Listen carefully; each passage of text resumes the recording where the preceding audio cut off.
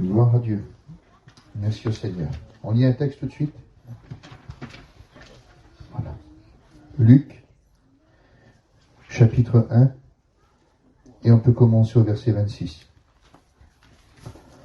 Au 6e mois, l'ange Gabriel fut envoyé par Dieu dans une ville de Galilée appelée Nazareth, auprès d'une jeune fille de la maison de David.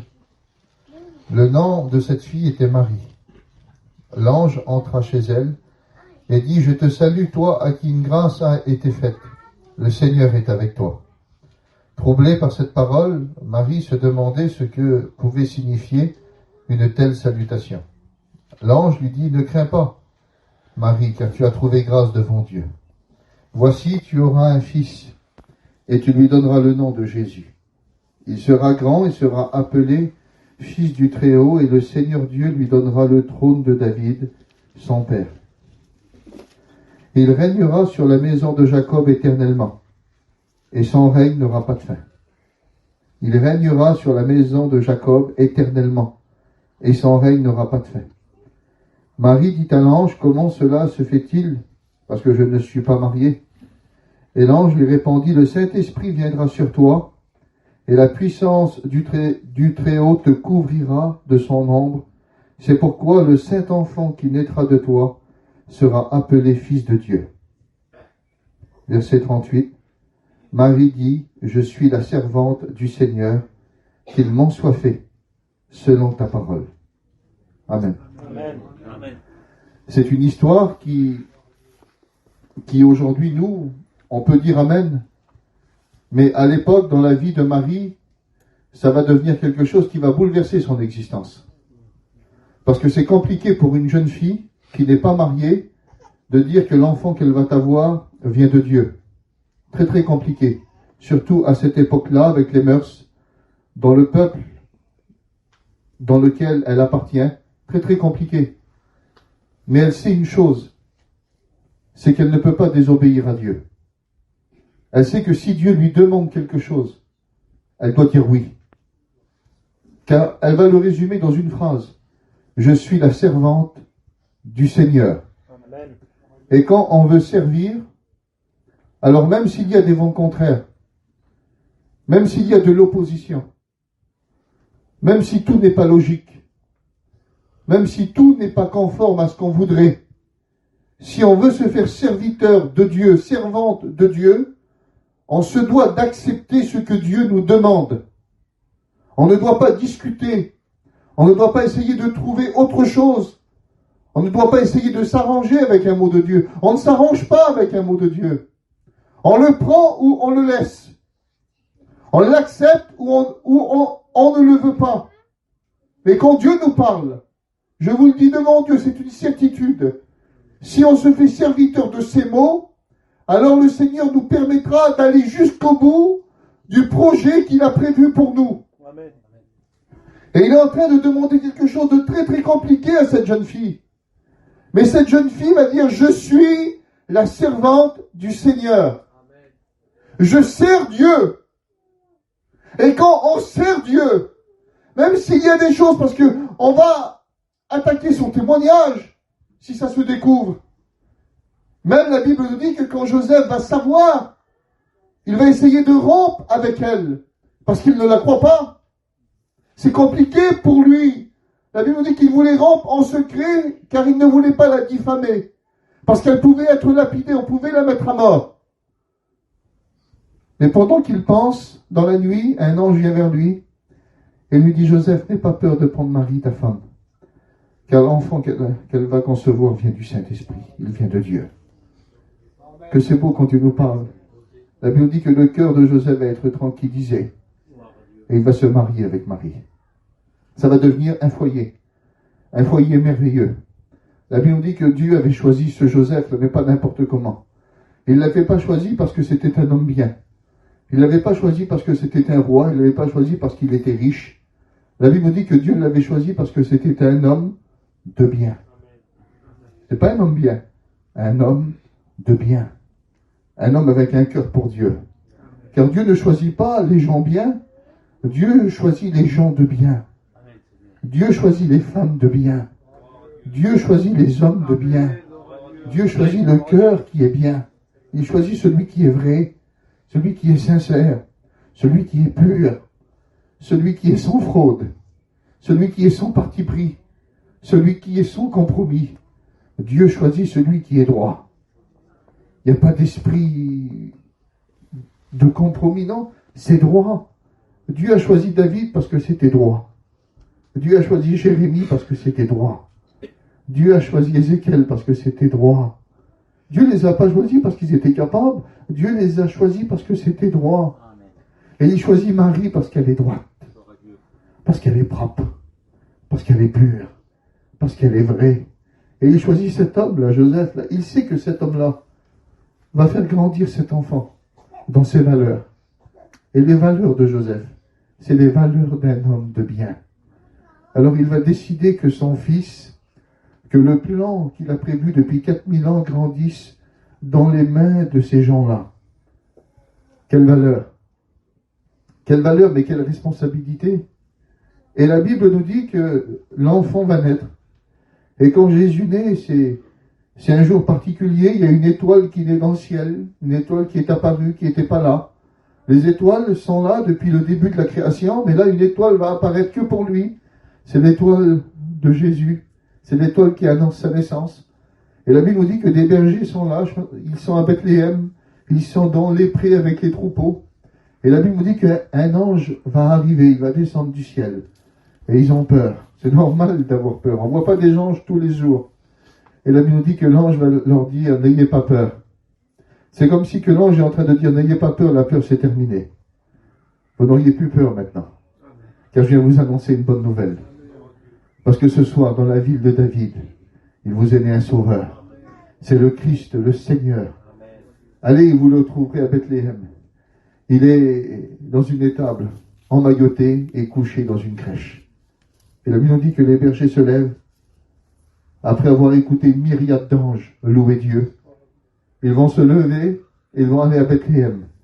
Ils rentrent dans une étable et ils voient cette jeune fille, cet homme Joseph, dans cette crèche avec des animaux. Et la Bible nous dit que Jésus est emmailloté et il est couché dans une crèche. Il est couché dans une crèche et emmailloté.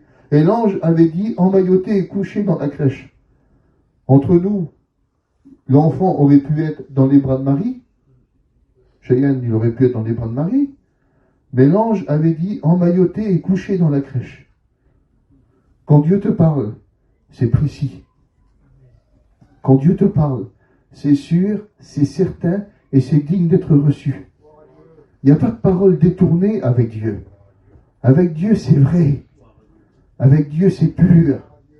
Avec Dieu, tu ne te trompes pas.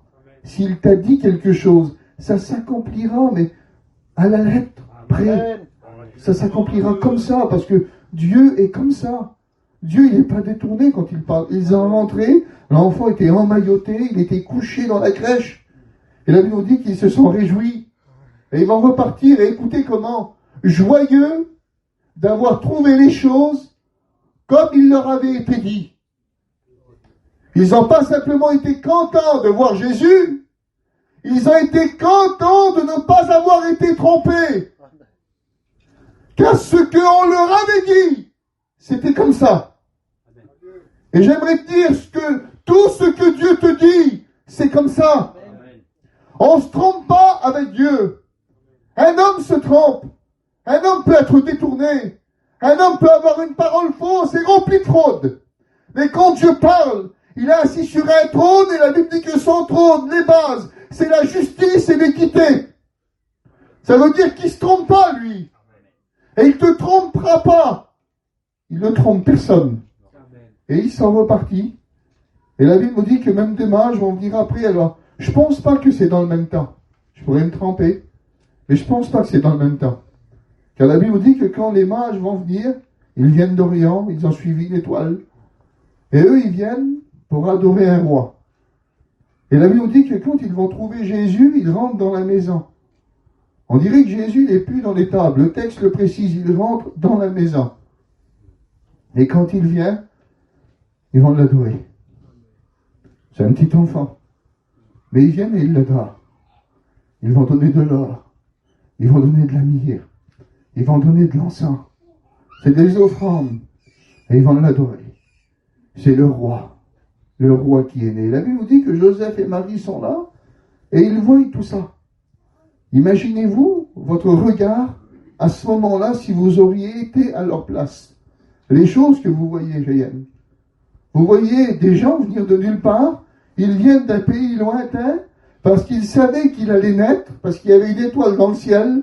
Et il naît, il est là, tu es dans une maison, et on vient de l'adorer. Il n'y a pas de téléphone, il n'y a pas de GPS, il n'y a pas de journal. Personne n'a annoncé la naissance de Jésus.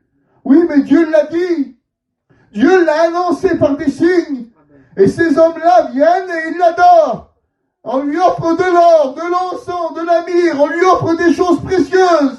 On recherche un roi. Et Joseph et Marie sont là et ils contemplent toutes ces choses. Le temps passe encore. L'heure de le présenter au temple arrive, comme tous les premiers-nés des Juifs. Et il va au temple pour le présenter. Mais en même temps, Dieu a prévu un autre rendez-vous. Pour un vieil homme qu'on appelle Siméon. Parce que Dieu lui avait dit, tu ne vas pas mourir, parce que tu verras le Messie naître. Tu le verras paraître et je vais te le présenter. Et la Bible nous dit que Dieu va prévoir un rendez-vous. Eux, ils sont en train de marcher par un chemin, lui par un autre. Mais lui, il est poussé par le Saint-Esprit, eux poussés par leurs obligations. Mais Dieu va prévoir un rendez-vous ce jour-là. Amen. Il s'en va au temple. Il recherche un ancien pour le présenter. Et l'ancien rentre. Il le prend dans ses bras. Amen. Et Dieu le présente.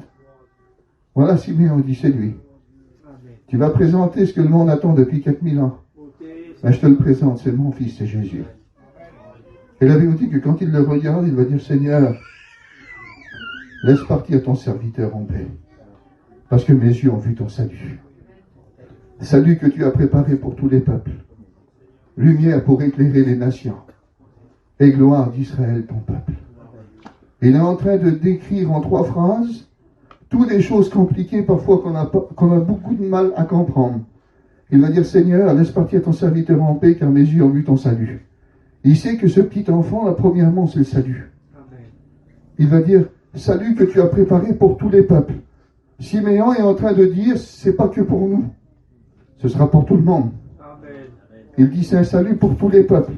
Il dit, lumière pour éclairer les nations. Premièrement, il dit, c'est pas Israël qui va être éclairé, c'est les nations. Amen. Ensuite, il va dire, gloire d'Israël, ton peuple. Il est en train de dire que la gloire pour Israël, ce sera plus tard. Il est en train de mettre les nations avant. Il est en train de tout écrire en 3 phrases, ce que personne n'a compris durant les 33 ans de son ministère. Les frères, quand on est animé de Dieu, on est capable de décrire Amen. Beaucoup de choses en très peu de mots. Et ce jour-là, il est en train de le comprendre. Et écoutez ce que la Bible nous dit, que Joseph et Marie sont dans l'admiration des choses qui se disent sur l'enfant. Ils sont dans l'admiration. Ils sont dans une autre dimension. Ils sont admiratifs des choses qui se passent et des choses qui se disent à son sujet. Ils voient que des miracles. Mais Siméon, en les regardant, on dirait qu'il voit le piège. Il voit le piège arriver. Il va regarder sur Marie, il va dire, ce petit enfant, Marie, sera le sujet d'une grande contradiction au milieu de son peuple. Quel ascenseur émotionnel. Elle redescend. Il va dire, il sera le sujet du relèvement et du rabaissement de beaucoup. Et il dit, et à toi-même, une épée va te transpercer l'âme et la pensée de beaucoup de cœurs sera dévoilée. On redescend là. Hein? Ils sont dans l'admiration, mais Siméon l'avertit d'un danger. Il est en train de dire que cet enfant sera une contradiction. Ça se passe, ils s'en allent, ils repartent dans leur maison, et l'enfant grandit. Il grandit d'une manière particulière. Et moi, ce soir, j'aimerais vous parler de cette femme Marie. Car nous la voyons dans les Écritures, et c'est particulier, nous la voyons toujours en contradiction avec Jésus. Avec Jésus, ça n'a pas été simple avec Marie. On voit que quand Marie s'est dit servante du Seigneur, c'était facile. Quand Marie a été la servante, elle était capable de tout donner, de renoncer à tout. Mais quand Marie est devenue la mère, c'est devenu différent. Car quand les sentiments passent avant le service, On peut faire des erreurs. On peut même se tromper. Car notre amour à nous n'est pas parfait. Notre amour à nous peut être rempli de parti pris. Car on préfère nos enfants que les enfants des autres. On est capable d'accorder un bien, alors qu'un autre le mériterait plus. Parce qu'on n'est pas entier dans notre amour personnel. On est partagé. On est rempli de compromis. Et dans sa vie, Marie, à des certains moments, ça a été la mère et pas la servante. Et on va voir dans les Écritures que c'est un danger de laisser paraître nos sentiments avant les sentiments de Dieu. Et on voit le premier piège, on le voit ensemble, et je vais aller très très vite. Ça se trouve dans le livre de Jean, au chapitre 2. 3 jours après, il y eut des noces à Cana, en Galilée. La mère de Jésus était là. Intéressant. La mère de Jésus était là. Et Jésus fut aussi invité aux noces. Et c'est quelque chose qui m'a dérangé. Je ne sais pas pour toi, Néné, mais moi ça me dérange. Quand tu mets Marie devant Jésus, ça me dérange. Quand tu invites Marie avant Jésus, ça me dérange. Quand Jésus devient aussi, ça me dérange. Moi, je préfère écouter Donald, je préfère écouter Jésus et aussi Donald. Mais j'aime pas écouter Donald et aussi Jésus. Vous comprenez ça? Parce que là, on dirait que Jésus, c'est un complément. Il y a Marie et aussi Jésus est invité. Et le danger, il est là, c'est que quand on devient la mère, on peut se mettre en avant. On peut vouloir un honneur qui ne nous est pas réservé. Quand on devient le premier, on devient le maître et lui devient le serviteur. Et la Bible nous dit que, de par ce biais-là, ça semble rien. Vous me direz, mais Cruz, tu te fais beaucoup de films, tu te fais beaucoup d'idées. Elle était devant, mais c'était peut-être pas son attitude. Mais on va le voir un petit peu plus bas. La Bible dit que quand il manque du vin, la première à parler, c'est elle. Elle vient vers Jésus et elle va lui dire, il n'y a plus de vin. Elle prend l'autorité de dire, il n'y a plus de vin. Mais elle ne dit pas ça d'une manière désintéressée. Elle dit ça pour que Jésus fasse quelque chose. Il n'y a plus de vin. Fais quelque chose. Et là, Jésus va remettre les choses en place. Il va dire, mes femmes, qu'est-ce qu'il y a entre toi et moi? Mon heure n'est pas encore venue. Marie, qu'est-ce que tu essayes de faire? Reste la servante. Tu es en train de devenir la mère. Tu es en train de prendre une place qui ne t'est pas réservée. Et j'aimerais vous dire ce soir, arrêtez d'emmener Jésus partout. Si c'est pour lui dire ce qu'il a à faire. Arrêtons de l'emmener partout. Si c'est pour lui dire ce qu'il doit faire et ce qu'il doit dire. On n'a pas le droit d'emmener Jésus comme un fils. On l'emmène comme des serviteurs qui ramènent leur maître. Mais s'il est le maître, alors il décidera de ce qu'il faudra faire. Il décidera de ce qu'il faudra dire. Je suis fatigué. Un jour, j'ai écouté un homme dire, c'est écrit dans la parole de Dieu. Dieu n'avait qu'à pas le dire, alors Jésus doit le faire maintenant. Quelle audace. Il n'a même plus son mot à dire. On l'emmène partout et on lui donne des ordres. Et ça devient le serviteur et nous les maîtres. Mais quand on a cette attitude, ben Jésus nous dit, Cruz, quand tu agis comme ça, il n'y a rien entre moi et toi. Parce que tu dois rester le serviteur et moi le maître. Amen. Et tu dois respecter mes heures. C'est moi qui fais, c'est pas toi. Si j'ai décidé que l'heure ne serait pas venue, l'heure n'est pas venue. Reste dans mes temps. Reste dans mes projets. Il y a un verset qui dit ne réveillez pas l'amour avant qu'elle le veuille. Il y a des choses qu'il ne faut pas réveiller avant le temps de Dieu. Mais aujourd'hui, on dirait qu'on décide de tout. On dirait qu'on a les manettes et que c'est Dieu qui doit faire. Il est devenu notre serviteur et nous sommes les maîtres. Il y a des pasteurs qui dirigent leur ministère comme ça. Il y a des foyers qui se dirigent comme ça. Il y a des chrétiennes qui se dirigent comme ça. Il y a des chrétiens qui se dirigent comme ça. Ils emmènent Jésus et quand il manque quelque chose, il n'y a plus ça, Jésus, fais-le. Jésus, il manque ça, fais-le. Alors on est devant, puis Jésus est venu aussi. Alors Jésus, fais ça, fais ça, fais ça. Et il dit, mais il n'y a rien entre moi et toi là. Reste le serviteur, c'est moi le maître. Amen. La Bible nous dit cela, l'hiver est passé. La pluie a cessé, les fleurs paraissent. Le temps de chanter est arrivé. Mais il y a un temps. Parfois on voudrait réveiller tous les temps. On voudrait bousculer les saisons de Dieu. Mais Dieu dit, non Marie, écoute, tu ne provoqueras rien. Et je vous le dis devant Dieu, j'en ai assez des provocateurs. Parce que la véritable foi, c'est pas de la provocation. La véritable foi, c'est de la confiance en Dieu. C'est de lui faire confiance et de dépendre de sa grâce. C'est pas de le provoquer. Je ne crois pas que la véritable foi, c'est de la provocation. Parce que la première des fois, c'est de la foi confiante. On a confiance en Dieu. Et il y a une autre sorte de foi, c'est la foi agissante, que Dieu agit par son esprit. Mais c'est lui qui agit. C'est pas nous. Nous, on n'a que lui à lui faire confiance. Mais ce jour-là, Marie n'a pas confiance, elle veut provoquer. Elle veut provoquer Jésus, mais Jésus dit, Marie, reste à ta place. Il est en train de lui dire, Marie, ton cœur de mère te fait déraisonner. Et il y a parfois le cœur religieux, le cœur charnel qui nous fait déraisonner. On croit que tout est acquis. On croit que tout nous est réservé. On croit que Dieu peut agir comme un serviteur à notre égard et que tous nos désirs doivent être accomplis. Et c'est pour ça qu'il y a des chrétiens aujourd'hui qui ne tiennent pas. Des personnes qui sortent de la maison de Dieu parce qu'ils n'ont pas été satisfaits. C'est des enfants gâtés. Dieu ne leur a pas accordé, alors ils sont partis. L'enfant n'a pas été guéri, alors ils sont partis.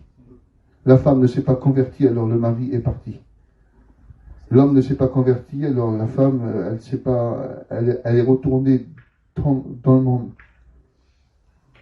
Des insatisfaits. Il n'y a plus de vin. Et quand il ne change pas l'eau en vin, alors on n'est pas satisfait. Mais restez à votre place. Je vous dis devant Dieu, ce soir, restez à votre place.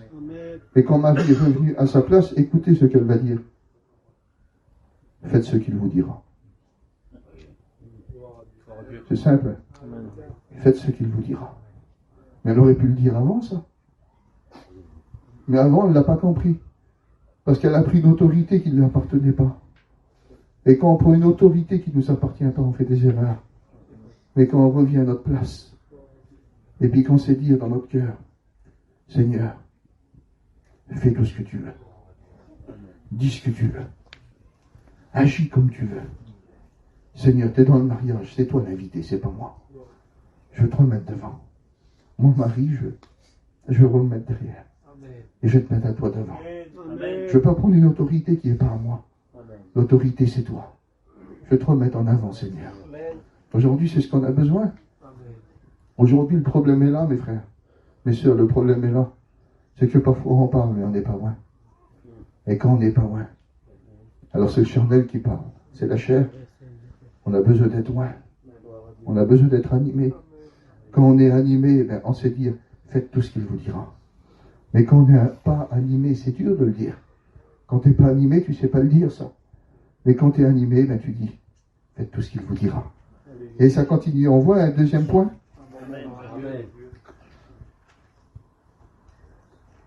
Le deuxième point se trouve dans le livre de Marc.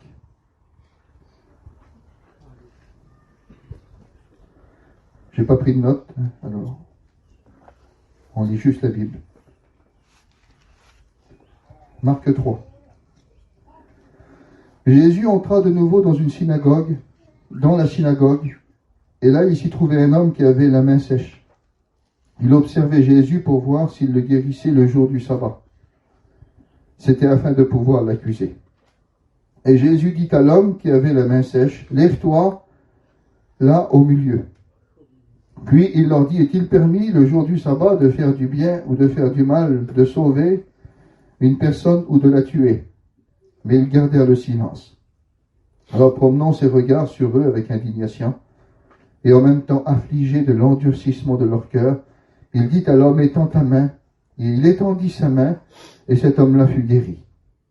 Et la Bible nous dit que tout de suite, les pharisiens, les sadducéens, les hérodiens, ces hommes-là, qui étaient des hommes religieux, écoutez ce qu'ils vont faire, ils vont se réunir, et ils vont se consulter sur les moyens de le faire périr. On veut le tuer. C'est plus Jésus dans la pile, hein. On veut le tuer, on veut le mettre à mort. Mais la Bible nous dit que Jésus va se retirer vers la mer avec ses disciples, et une grande multitude va le suivre. De la Judée, de Jérusalem, de l'Idumée, et au-delà du Jourdain, les environs de Tyr et de Sidon, une grande multitude, apprenant tout ce qu'il faisait, vinrent à lui. Ils chargèrent ses disciples toujours de tenir à sa disposition une petite barque, afin de ne pas être pressés par les gens. Car comme il guérissait beaucoup de gens, tous ceux qui avaient des maladies se jetaient sur lui pour le toucher. Les esprits impurs, quand ils le voyaient, se prosternaient devant lui, et ils s'écriaient, tu es le Fils de Dieu. Mais il recommandait très sévèrement de ne pas le faire connaître. C'est un quotidien qui est loin d'être un quotidien tranquille. Il rentre dans une synagogue, il guérit un homme, l'élite du peuple, ça veut dire les plus grands en termes de connaissances, les plus grands, ceux que quand on les voit, un signe de respect, on veut le tuer. Ils veulent le mettre à mort, cet homme-là. Pourtant, c'est l'élite, pourtant, c'est les pharisiens, c'est les sadducéens, c'est les hérodiens, c'est les plus grands au milieu d'Israël, mais on veut le tuer, parce qu'il fait beaucoup de miracles. Mais plus il se retire, et plus on vient à lui. Et la Bible nous dit que tellement qu'il guérit des malades, les gens se jettent sur lui. On se jette sur Jésus. Jésus voulait toujours avoir une barque pour pouvoir se retirer, parce qu'on se jette sur lui. Il vient des possédés. Et la Bible dit qu'il chasse des démons. Les démons crient au secours. Le quotidien de Jésus n'est plus le même. Dès qu'il a été baptisé, qu'il a commencé son ministère, sa vie en a été bouleversée. Ça n'a plus été le Jésus tranquille.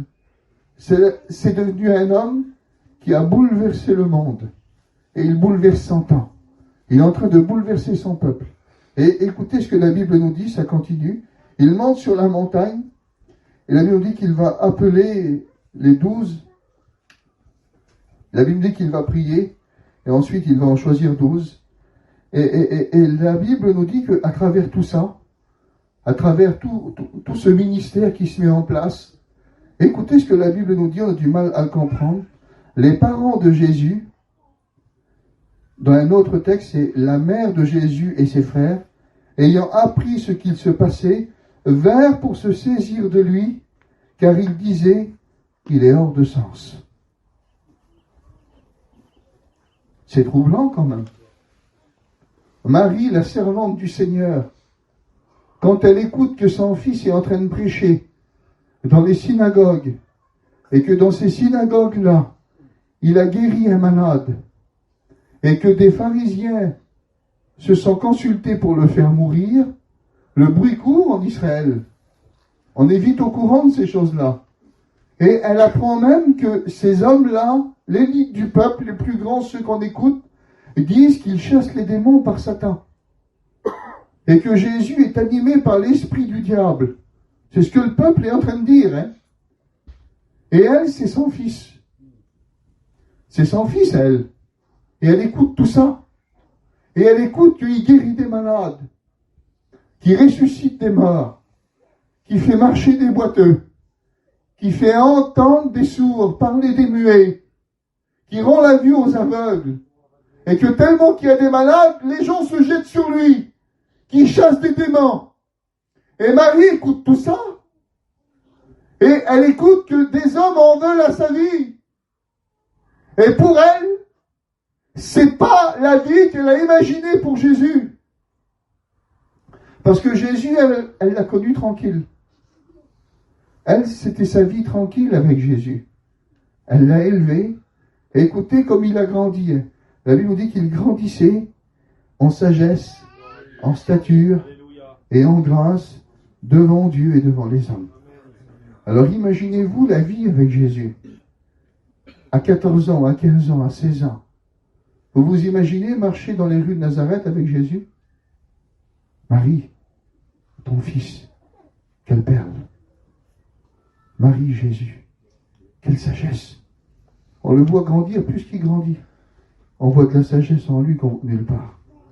On voit une stature qui dépasse tout le monde. On voit un amour dans ses mots, dans ses paroles, dans ses gestes, qui dépasse tout. Marie, quelle tranquillité, Jésus. Où Jésus passait, il devait dégager une tranquillité et une sagesse que jamais un homme n'a pu voir. La Bible nous dit que jamais homme n'avait parlé comme lui. Jamais homme n'avait été sage comme lui. Alors imaginez-vous, vous asseoir à sa table et écouter Jésus prier pour le repas. Imaginez-vous la prière de Jésus avec Joseph et Marie et avec ses frères. Imaginez-vous les temps qu'ils ont dû passer à table. Les enseignements qu'il a dû leur dire au niveau de la Torah, au niveau de la parole. Quand Jésus commençait à être à une table et qu'il devait parler de Dieu. Mais il parlait de Dieu comme un fils pourrait parler de son père. Parce qu'il connaissait Dieu comme son père. Il connaît le ciel comme toi tu peux connaître ta région. Parce qu'il est du ciel. Il n'est pas de la terre. Alors il ne peut que parler du ciel. Mais il grandit et imaginez-vous les moments de Marie. Et quand elle écoute tout ça, tout ce remue-ménage autour de Jésus, ce service compliqué, on dit qu'il a le diable. On dit que c'est Satan. Tous ces gens qui viennent autour de lui, des disciples, il y a quelque chose, un système qui se met autour de lui.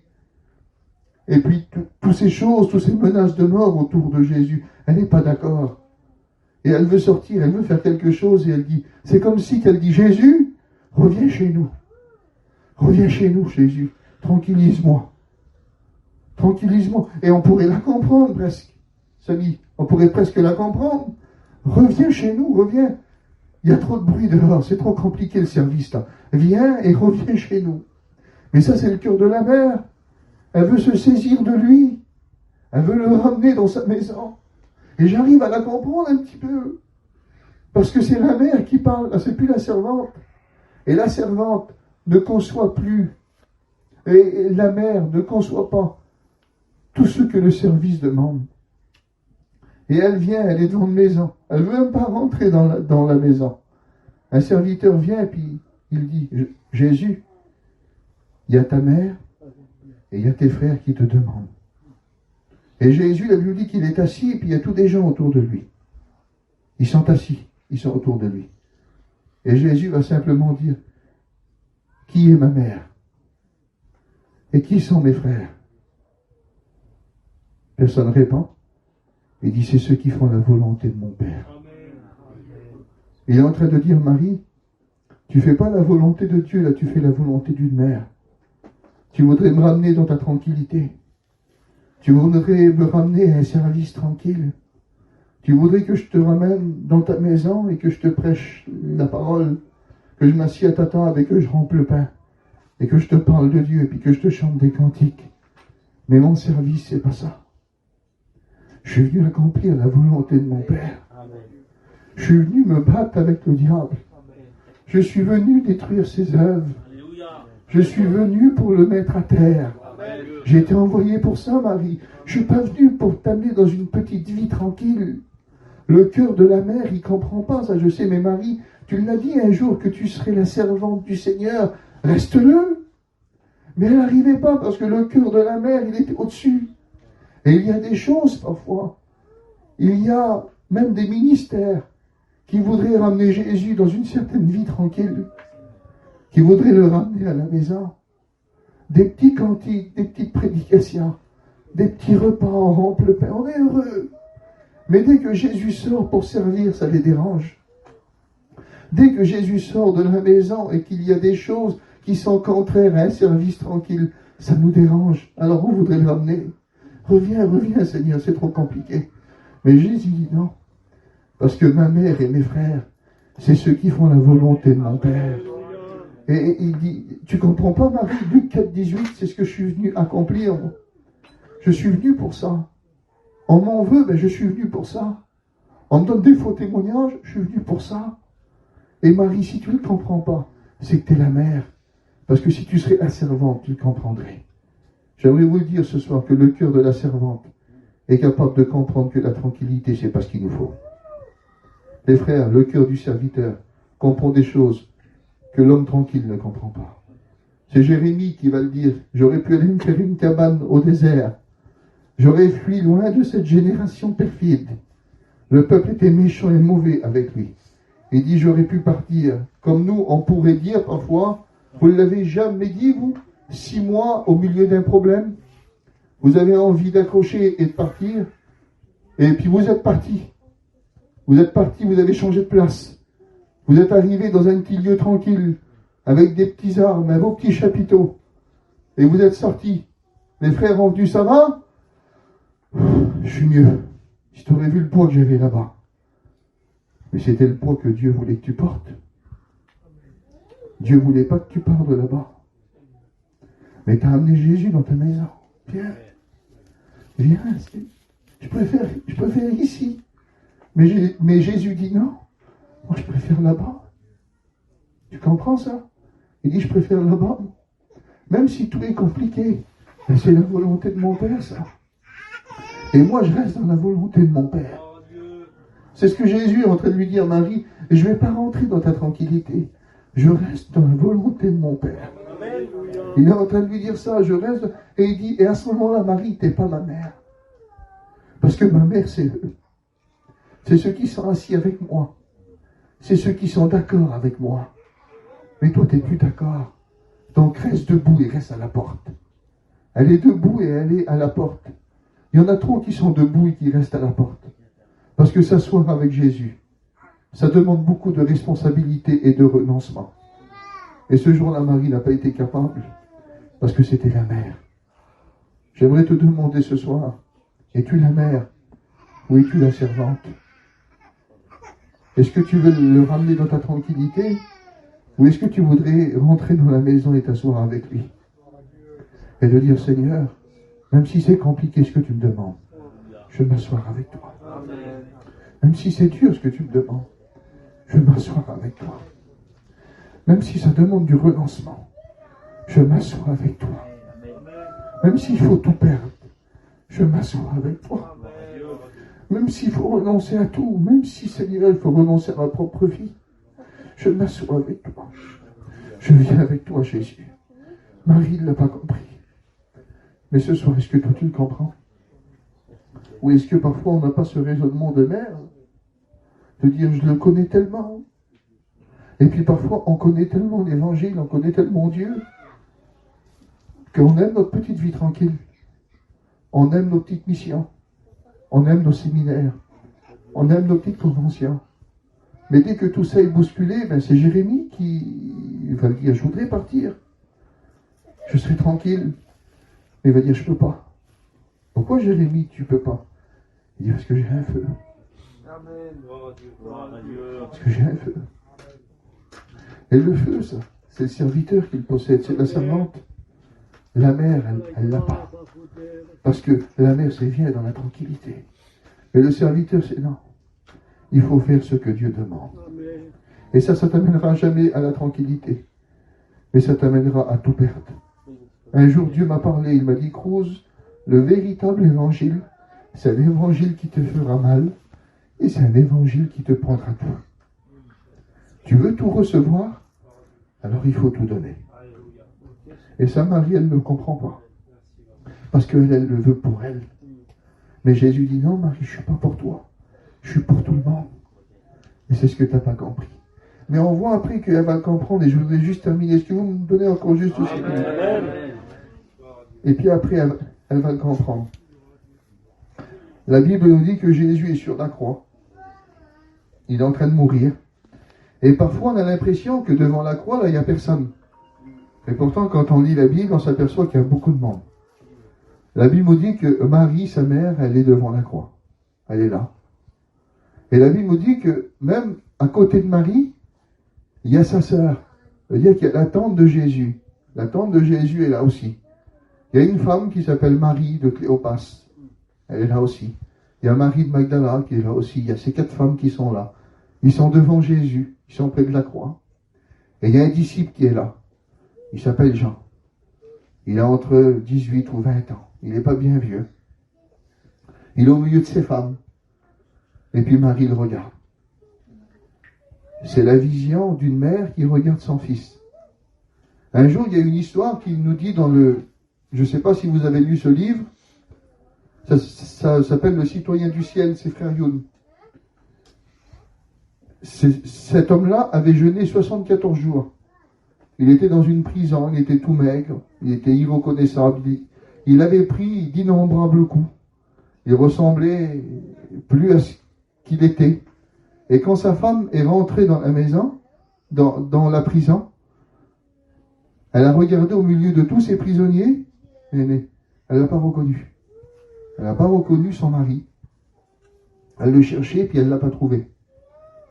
Mais quand la mère, elle est rentrée, elle a juste fait ça.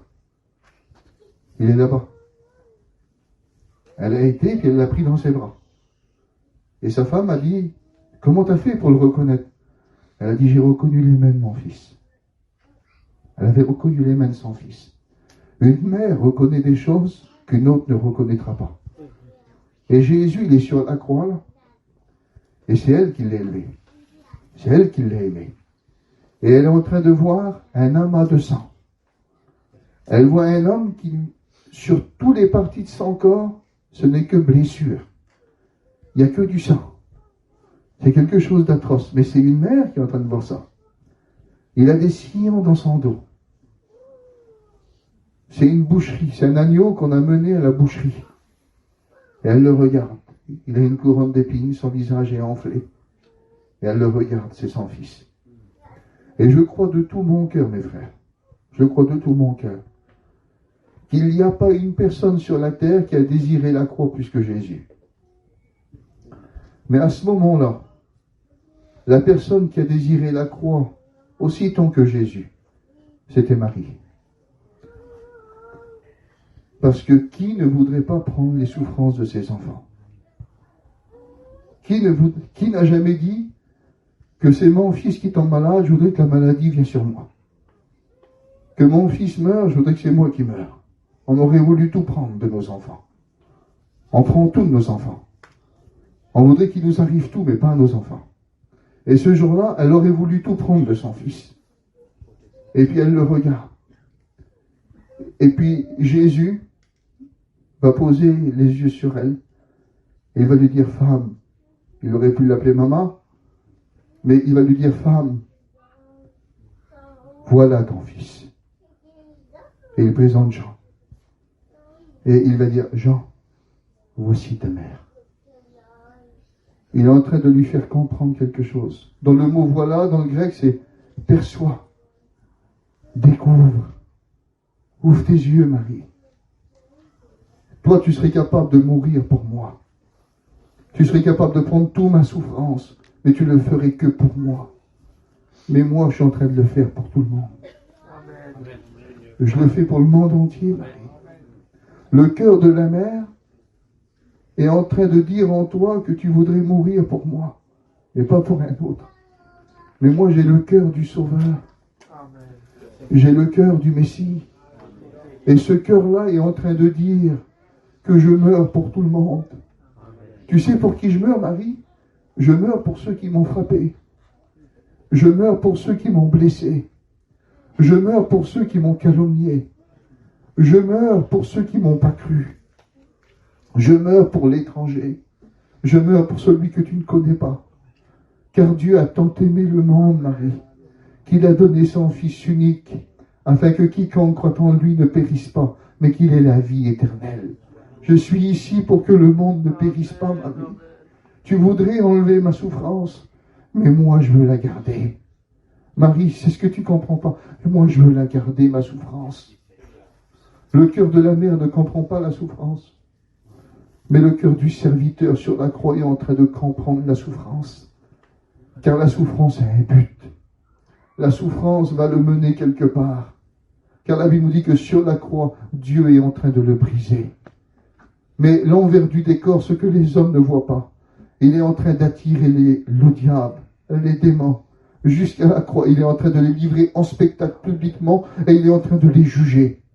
Il est en train de s'en rendre maître. Il est en train de les écraser. Il est en train de gagner le combat qu'il a commencé il y a 33 ans. Il est en train d'arriver à ses fins. Marie ne voit rien. Parce que le cœur de la mère ne comprend pas. Avec le cœur de la mère, on ne voudrait jamais souffrir. Le cœur de la mère ne comprend pas la souffrance. Le cœur de la mère ne comprend pas la croix. Elle voudrait enlever la souffrance de la croix. Mais des hommes qui ont marché et qui ont compris la valeur du service, ont compris que quand tu débutes ta marche, tu continues de marcher. Et quelles que soient les choses qui t'arriveront, tu continueras de marcher. Quand Dieu va révéler son plan à Anania pour Paul, il va dire, c'est un instrument que j'ai choisi entre mes mains. Il portera mon nom devant les rois, devant les princes et devant les fils d'Israël. Et je lui montrerai tout ce qu'il doit souffrir pour mon nom.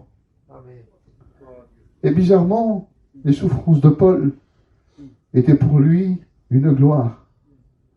Ce qu'on a du mal à comprendre, ce jour-là pour Marie c'était une injustice. Mais pour Paul c'était une gloire. Car pour la mère c'est une injustice. Et pour le serviteur, c'est une gloire de souffrir pour le maître. Les frères, parfois on ne comprend pas. Parce qu'on est du côté de la mère. Mais quand on a le cœur du serviteur qui se réveille, on est capable d'aller jusqu'à la croix et d'être encore crucifié. De prendre encore des coups de marteau. Et d'accepter d'être crucifié avec Jésus. Marie ne l'a pas compris, elle l'a compris très très tard. Mais quand Jésus ressuscite, quand Jésus part au ciel, elle le sait que ce n'est pas son fils. Elle le sait que ça n'a été qu'un tabernacle. Marie n'a été qu'un tabernacle dans lequel le Seigneur Jésus est venu tabernacler. Et aujourd'hui, il est au ciel, c'est un avocat. Et Marie, après, il l'a conçu. Mais il lui a fallu du temps. Parfois, la mère ne comprend pas tout. Et parfois, quand on est du côté de la mère, on ne comprend pas tout. Et quand on se réveille, quand on est capable de dire, je suis la servante, je suis le serviteur, qu'il m'en soit fait selon ta parole. Je te mets devant, Seigneur. Je ne veux pas faire comme Marie. Je ne veux pas avoir cette incompréhension. Je ne veux pas faire grandir Jésus chez moi. Et je ne veux pas que ça devienne simplement qu'un fils. Je ne veux pas que ça devienne une habitude. Je ne veux pas que ça devienne quelque chose qui est chez moi comme une routine, comme une religion. Je veux que Jésus soit le serviteur. Et je veux qu'il soit le premier. Je veux qu'il soit le Fils de Dieu et rien d'autre. Je ne veux pas vivre une religion, je veux qu'il soit le Fils de Dieu. Je veux qu'il soit devant. Si je rentre aux noces de Cana, je veux qu'il soit devant. Et s'il veut sortir, et si son ministère me mène dans des dangers, alors on ira. Mais on s'assiera avec lui. On restera avec lui. Est-ce que vous êtes d'accord? On restera avec Jésus, on restera avec le Maître. Je ne veux pas d'une petite vie tranquille. Je vous le dis devant Dieu, je ne veux pas d'une vie tranquille. La vie de tranquillité que Marie voulait, j'en veux pas. Je veux une vie avec Jésus. Je veux que mon ministère me mène dans les endroits que Jésus aura décidé pour moi. S'il veut parfois que je marche sur l'eau, ben même si c'est compliqué pour moi, même si je m'enfonce, ben je veux marcher. Et s'il veut m'emmener dans des endroits où il y a du danger, ben je veux aller. Je veux pas d'une vie tranquille. Je veux la vie de Jésus. Je veux être assis avec Jésus. Je veux pas être assis chez moi et je veux pas simplement des petits cantiques, je veux pas simplement des petites prédications. Je veux sortir avec Jésus. Je veux aller avec Jésus. Je veux goûter au ministère de Jésus. Les frères, reniez la vie tranquille et acceptez la vie de Jésus. Et je veux aller jusqu'à la croix. Et je veux pas que les souffrances soient enlevées. Je veux tout. Je veux tout. Les frères, je veux tout. On veut tout. Veux tout, sinon ne prends rien. Mais je veux tout. Je veux aller jusqu'à la croix. Et je veux tout. Seigneur, je veux que le serviteur comprenne ce que la mère ne comprend pas. Je veux comprendre Dieu. Je veux comprendre les souffrances. Il y en a qui ne comprennent pas la souffrance. Pour Job, c'était une injustice. Job a dit, mais comment l'homme peut naître pour souffrir? Et Paul va dire, des centaines d'années plus tard, ma souffrance, c'est ma gloire. L'homme de l'esprit comprend des choses que l'autre ne comprend pas. On prie le Seigneur ensemble, j'ai terminé. Dans la gloire. Merci Sauveur.